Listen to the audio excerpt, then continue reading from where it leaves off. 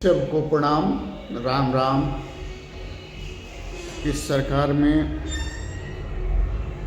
आदिवासियों, बंजारों, दलितों, महिलाओं, बच्चे, बुजुर्गों के साथ साथ हमारा भारत देश परेशान है। इस भारत में ऐसी ऐसी कहानियाँ लिखी जा रही हैं, ऐसे ऐसे बात किए जा रहे हैं, ऐसी ऐसी व्यवस्थाएं की जा रही हैं जो देश और समाज दोनों के लिए ही घातक है। एक समय था बंजारे या वनवासी गांव गांव घूम के मांगते थे, खाते थे और बचता था कुछ तो जमीन लेकर अपने रहने के लिए घर बना लेते थे।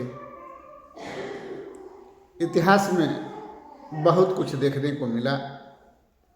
75 वर्षों में इन लोगों ने सरकार के दिए हुए ज़मीन पर अपना पैर जमाए और धीरे धीरे अपनी आलीशान बिल्डिंग, झोपड़ी या मड़ई बनाए शक्ति के अनुसार।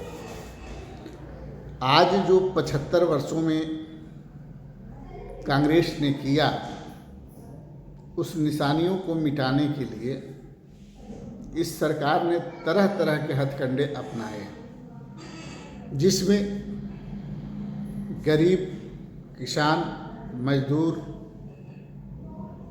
दलित, महिलाएं, बच्चे, बुजुर्ग, बंजारे, वनवासी, ये जितने भी लोग थे, इन सबको जितनी भी सुविधाएं कम से कम लागत में या फ्री में कांग्रेस ने देने का काम किया, उस सारी व्यवस्थाओं को ये धीरे धीरे लोगों से, महिलाओं से, बुजुर्गों से, बच्चों से, महिलाओं से और तमाम लोगों से छीनने का काम कर रहे हैं।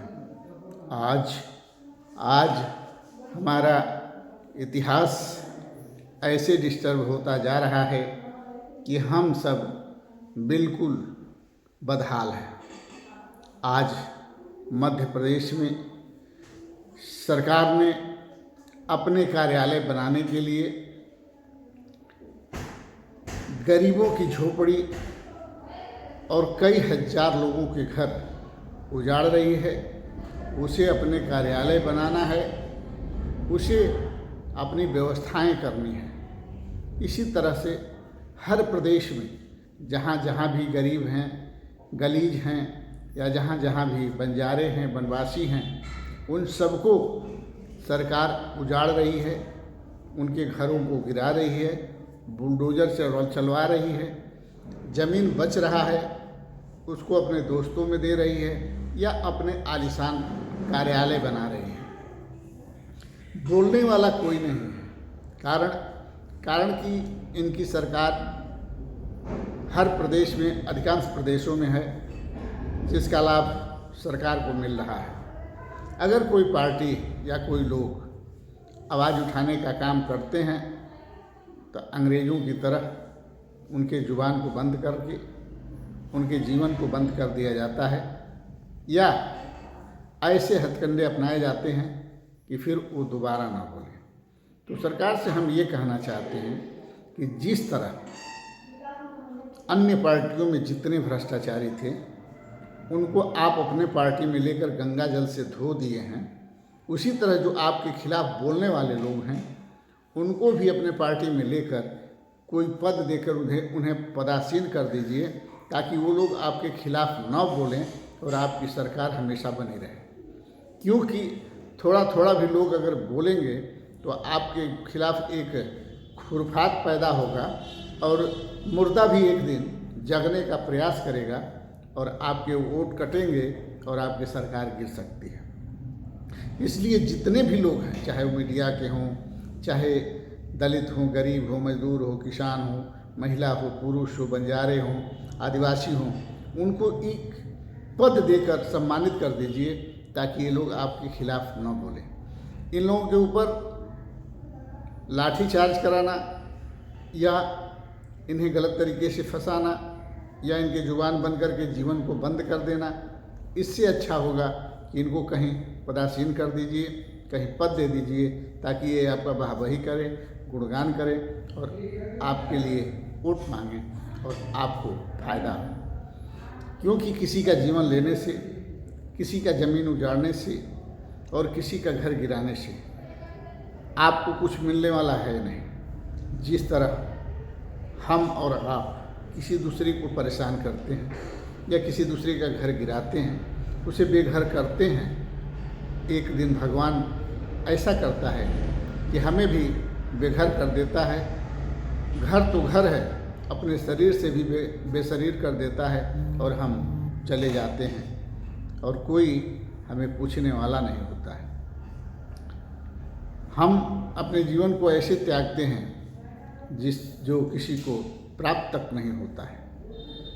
तो सरकार से निवेदन है कि गरीबों को, गलीजों को, दलितों को, बंजारों को, पहाड़ियों को, वनवासियों को परेशान न किया जाए।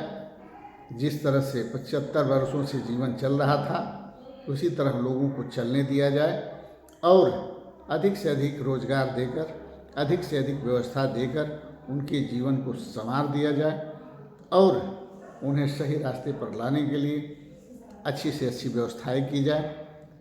उनके बच्चों को पढ़ने के लिए शिक्षा, चिकित्सा, न्याय फ्री किए जाएं और जितने प्राइवेट कॉलेज हैं उन सबको बंद करके सरकारी स्कूलों में सारी व्यवस्थाएं कर दी जाएं, ताकि हमारा देश उज्जवल और सुंदर हो सके। क्योंकि अगर इसी तरह प्राइवेट स्कूल खुलते रहेंगे और लोगों के फीस बढ़ते रहेंगे, आज हम अपने शिष्या या हमारी बेटी पूजा गौतम से बात किया तो उसने कहा कि हमारा बेटा 1 में पढ़ता है और उस एडमिशन में 12,500 रुपया लगा और फीस लगती है 3150 रुपया महीना और किताब और कापी सब लेकर बहुत पैसा लग जाता है। हम लोग बड़े परेशान हैं। तो हमने सोचा कि इस सरकार में इतनी महंगाई जो बढ़ती जा रही है, ये कहीं न कहीं समाज को कमज़ोर कर रही है और कहीं न कहीं देश हमारा पीछे जा रहा है। हमें तो अब डर लगने लगा है कि हमारा देश बहुत ही विवश स्थिति से गुजर रहा है और हमारे देश में महामारी की तरह ही बेरोजगारी, महंगाई और देश पर संकट आने वाला है और वह संकट लगता है कि कोरोना से भी खतरनाक होगा। दाने दाने के लिए लोग मोहताज होंगे और सरकार इस पर अगर ध्यान दे तो सभी कुछ संभव है। जैसे अपने फायदे के लिए सरकार सब कुछ कर रही है, उसी तरह समाज के फायदे के लिए सरकार कुछ न कुछ करे, तभी हमारे देश को फ़ायदा होगा, समाज को फ़ायदा होगा। इसी के साथ हम चाहेंगे कि आप सब सुरक्षित रहें और आप सुरक्षित रहने के साथ साथ सुरक्षित रहने के साथ साथ एकता को बरकरार रखें। आज हमारे एक महात्मा जी हैं जो मज़ार पर रहते हैं, ये इनको देख लीजिए आप लोग। इन्होंने आज हमें इनकी तस्वीर दी है और बोले हैं कि आप इसे अपने पास रखिए। तो मैं इस तस्वीर को अपने पास रख लिया हूँ और ये बाबा जो हैं किसी मज़ार पर रहते हैं, गुदरी शाह बाबा के मज़ार पर रहते हैं और ये हमको बहुत मानते हैं। तो हम ये कहना चाहते हैं कि हिंदू मुस्लिम की जो लड़ाई है, हम ये कहना चाहते हैं कि देश में जो कलह, देश में जो दुश्मनी व्याप्त हो रही है, घर घर में जो लड़ाइयाँ हो रही हैं, उस लड़ाइयों को बंद करते हुए इस एकता को बरकरार रखा जाए। हम आपके देवी देवता का कद्र करें, और आप हमारे देवी देवता का कद्र करें। सरकार के बहकावे में आकर हम आपस में लड़कर एक दूसरे का दुश्मन न बने, एक दूसरे के जान लेने की तैयारी न करें। इसी में देश की भलाई है, इसी में सबका कल्याण है। इसी सब बातों के साथ हम अपने बातों को विराम देता हूँ। जय हिंद, जय भारत, जय सर्व समाज।